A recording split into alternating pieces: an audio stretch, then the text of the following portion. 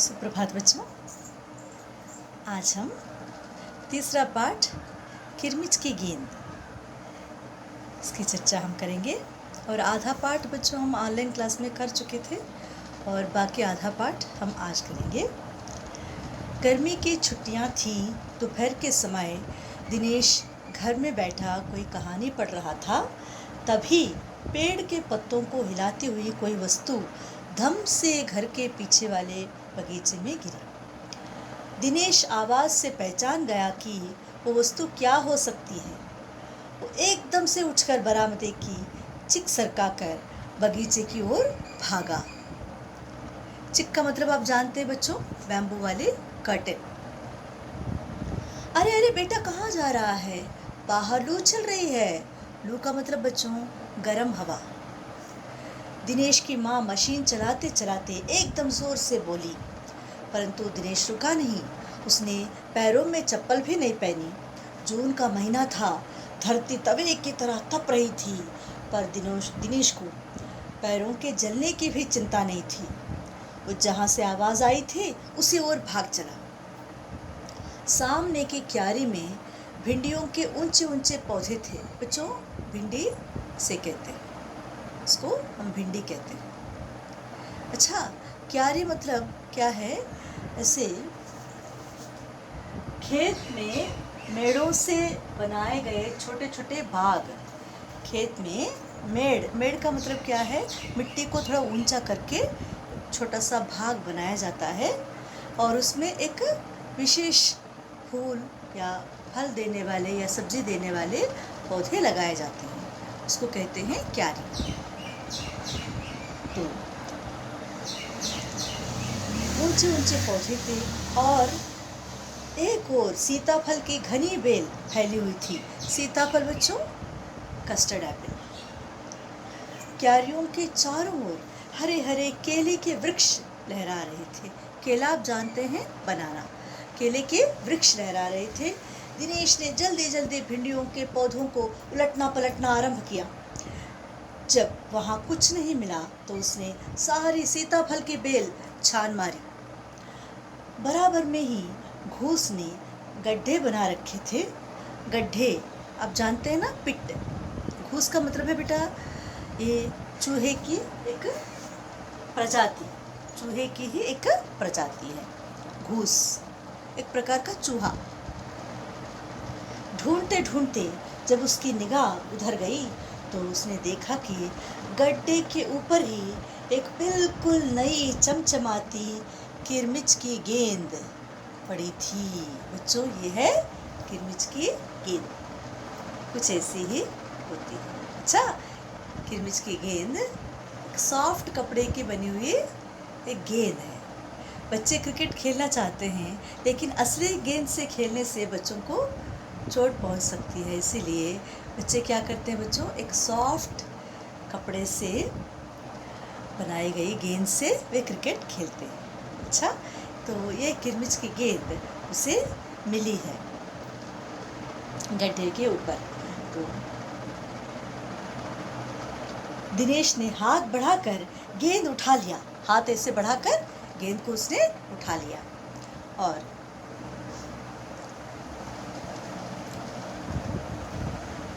जैसे किसी ने, लगता था जैसे किसी ने उसे आज ही बाजार से खरीदा है, क्योंकि वो एकदम नई लग रही थी।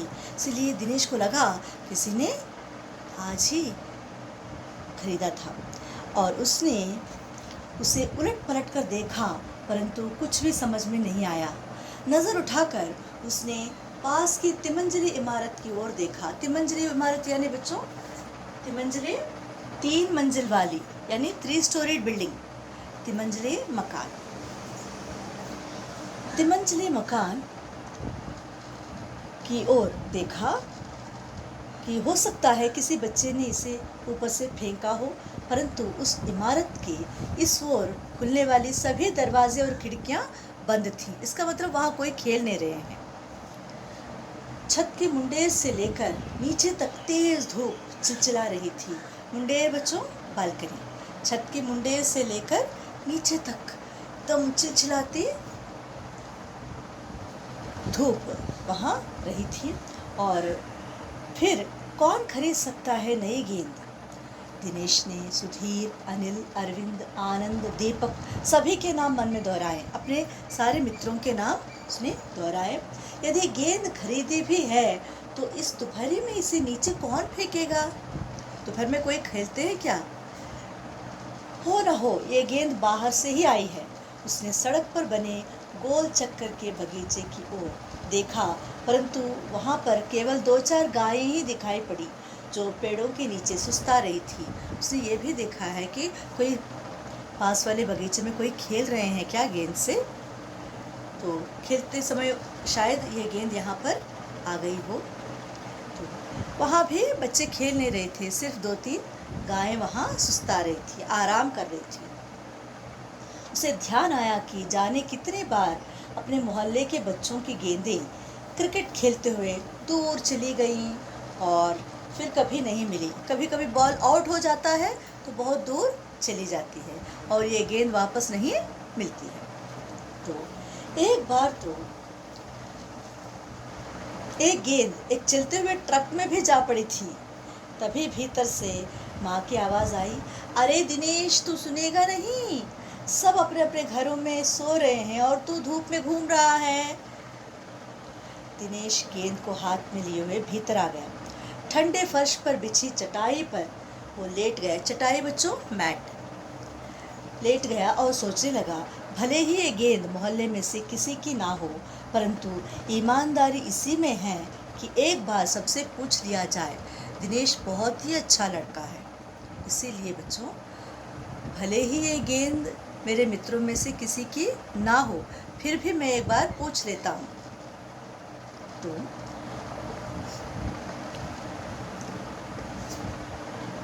गर्मी की छुट्टियाँ थी। बच्चों ने खेलने की सुविधा को ध्यान में रखते हुए एक क्लब बनाया हुआ था, स्पोर्ट्स क्लब। उस क्लब में सभी बच्चों के लिए बल्ले थे और गेंद खरीदने के लिए आपस में क्लब का चंदा देकर पैसा इकट्ठा कर लेते थे। सबके पास बल्ले थे बच्चों, यानी बैट्स थे। और बॉल खरीदने के लिए बच्चे क्या करते थे? चंदा इकट्ठा करते थे, यानी कंट्रीब्यूशन। सब लोग कंट्रीब्यूट करते थे, पैसे देते थे, चंदा इकट्ठा करते थे और उसी से बॉल खरीदते थे, गेंद खरीदते थे। शाम को सारे बच्चे इकट्ठा हुए। दिनेश ने सभी से पूछा, मुझे एक गेंद मिली है, अगर तुम में से किसी की गेंद खो गई हो तो वो गेंद की पहचान बताकर गेंद मुझसे ले सकता है। तभी अनिल बोला, गेंद तो मेरी खो गई है। कब खोई थी तेरी गेंद? यही कोई 4 महीने पहले। तो वो गेंद तेरी नहीं है, दिनेश ने कहा, क्योंकि ये तो नई चमचमाती गेंद है, तो फिर वो मेरी होगी। सुधीर ने तुरंत उस पर अपना अधिकार जताते हुए कहा। वो कैसे? दिनेश ने पूछा। तो मुझे गेंद दिखा दे, मैं अपनी निशानी बता दूंगा। वाह, ये कैसे हो सकता है? दिनेश बोला। गेंद देखकर निशानी बताना कौन सा कठिन है? बिना देखे बताओ, तब जानो। तभी ऊपर से दीपक उतर आया। दीपक अपना मतलब सिद्ध करने तथा अवसर पड़ने पर सभी को मित्र बना लेने में चतुर था। गेंद की बात सुनकर दीपक बोला, गेंद मेरी है। कैसे तेरी है? सभी ने एक साथ पूछा। कल ही तो तू कह रहा था कि इस बार तेरे पापा तुम्हें गेंद लाने के लिए पैसे नहीं दे रहे हैं, और आज तुम बोल रहे हो ये गेंद तुम्हारी है। मेरी गेंद तो 5 महीने पहले खो गई थी, दीपक ने कहा।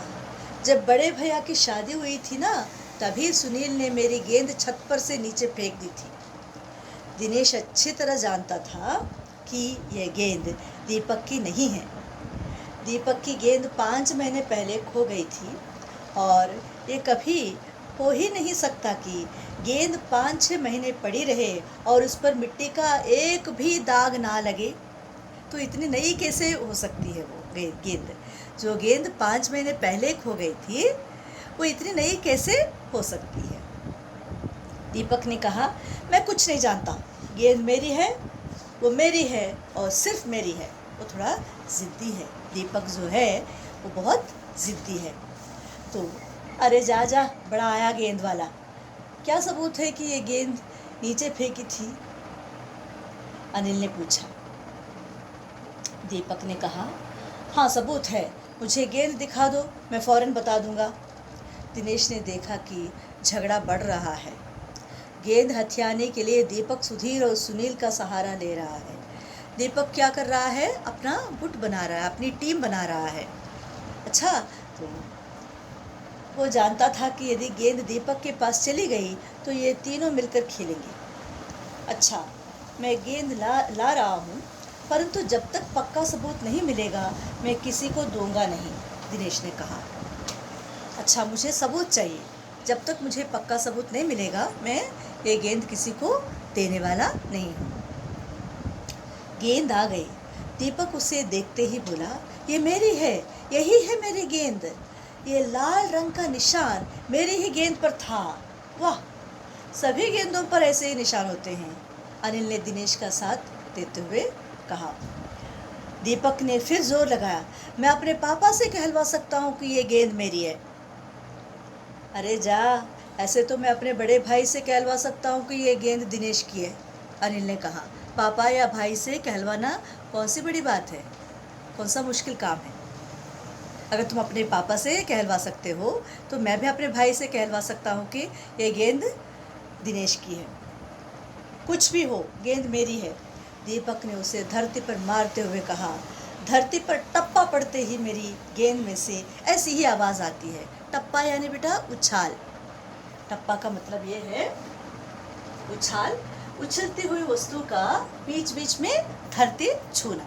हम गेंद से ऐसे ऐसे खेलते हैं ना बच्चों, उसको कहते हैं टप्पा। तो कुछ भी हो, गेंद मेरी है, दीपक ने उसे धरती पर मारते हुए कहा। धरती पर टप्पा पड़ते हुए मेरी गेंद में से ऐसी ही आवाज़ आती है। मेरे साथ बाजार चल, दुकानों पर जितनी गेंदें हैं सभी के टप्पे की आवाज़ ऐसी ही होगी। अनिल ने फिर उसकी बात काट दी। अच्छी बात है, तो मैं इसे सड़क पर फेंक दूंगा, देखूं कैसे कोई खेलेगा। दीपक ने जैसे ही गेंद को सड़क पर फेंकने के लिए हाथ उठाया कि अनिल और दिनेश ने उसे पकड़ लिया और दीपक ने रुआंसा होते हुए अपना अंतिम हथियार आजमाया। बोला, या तो गेंद मुझे दे दो, नहीं तो मैं इसके पैसे सुनील से लूँगा। अब तो सुनील, दीपक और सुधीर का गुट मजबूत होने लगा था। तीनों का ही कहना था कि गेंद दीपक की है और उसे ही मिलनी चाहिए। दीपक के सारे साथी जो हैं, सुनील और सुधीर भी यही कहने लगे कि ये गेंद दीपक की है। दिनेश तब तक चुप था। वास्तव में दिनेश का मन उस समय सबके साथ मिलकर उस गेंद से खेलने को कर रहा था। ये झगड़ा वगड़ा उसको पसंद नहीं था, सिर्फ उसको खेलना अच्छा लगता है। बोला, अब चुप भी रहो, झगड़ा बाद में कर लेंगे, अपने अपने बल्ले ले आओ, पहले खेल लें। दिनेश ने कहा, अरे बंद भी तो करो ना ये झगड़ा, सब लोग अपने अपने बल्ले लेकर आओ, हम सब मिलकर खेलेंगे। 5 मिनट के भीतर ही खेल आरंभ हो गया। दिनेश बल्लेबाजी कर रहा था। बल्लेबाजी बच्चों, बैटिंग।